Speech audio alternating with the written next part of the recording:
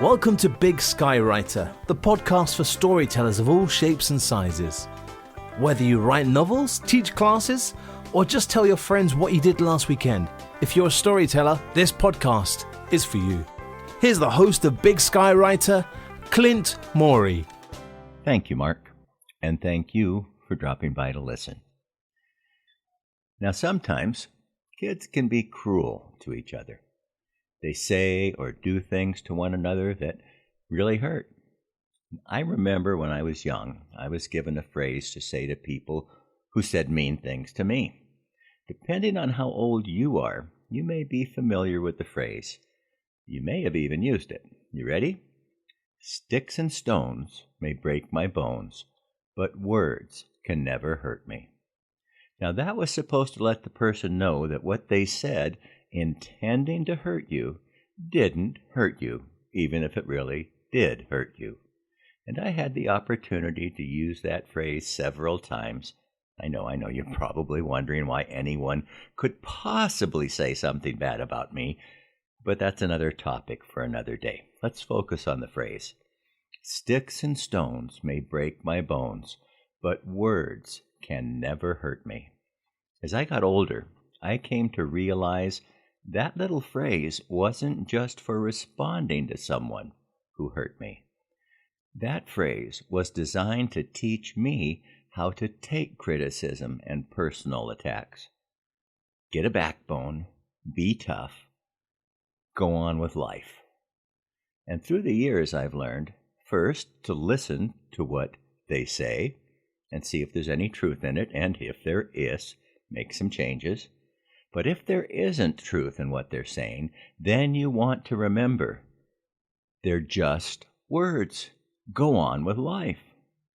Now, like most of you, I've had the opportunity to experience being insulted, made fun of, gossiped about, ignored, even hated.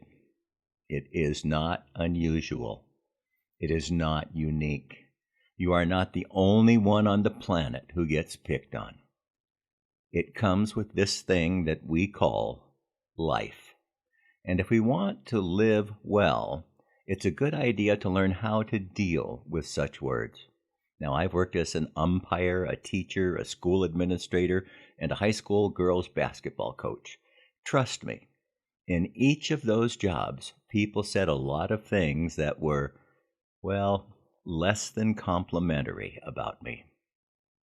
Did that make me miserable, dejected, and in need of a safe place? No. In fact, I loved each one of those jobs. I was not facing sticks and stones. The people saying unkind things about me were just throwing words, and I didn't have to let those words hurt me. But that brings up the question, what are we teaching our children today about how to handle the bad stuff directed our way? Unfortunately, it's no longer sticks and stones may break my bones, but words can never hurt me. Instead, we teach our children, if someone says something that makes you feel bad, well, you need to go to a safe space where no one will ever hurt your feelings. And if our children don't feel bad about politically incorrect things, then we teach them that they should feel bad about it, and then go find their safe place. And we teach our children things called microaggressions, so that they can feel hurt by things that aren't even meant to hurt them, and in many cases aren't even worth considering. And then they can go hide in their safe space.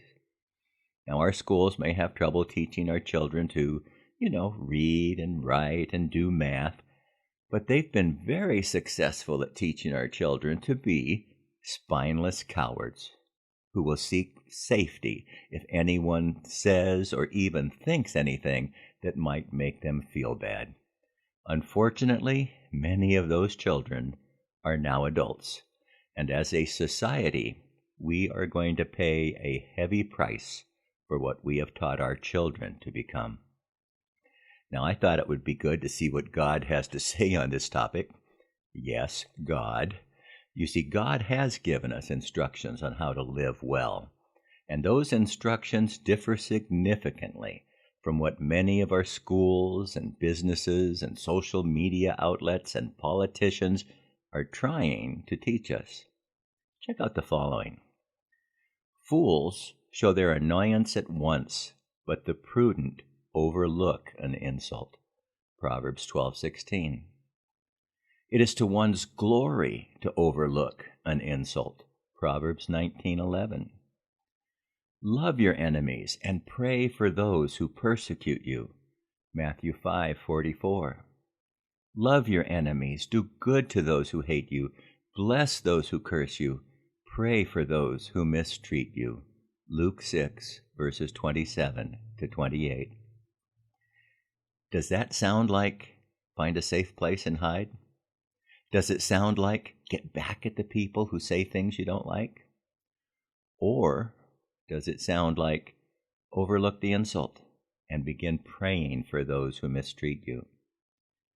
Now, following God's teaching requires strength and commitment. Spineless cowards aren't needed.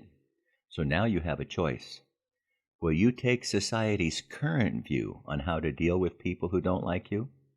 Or will you take God's instructions on how to live life well? Before I go, I'd like to share a blessing with you from the Old Testament. May the Lord bless and protect you. May the Lord's face radiate with joy because of you. May he be gracious to you, show you his favor, and give you his peace. Numbers 6, 24 to 26.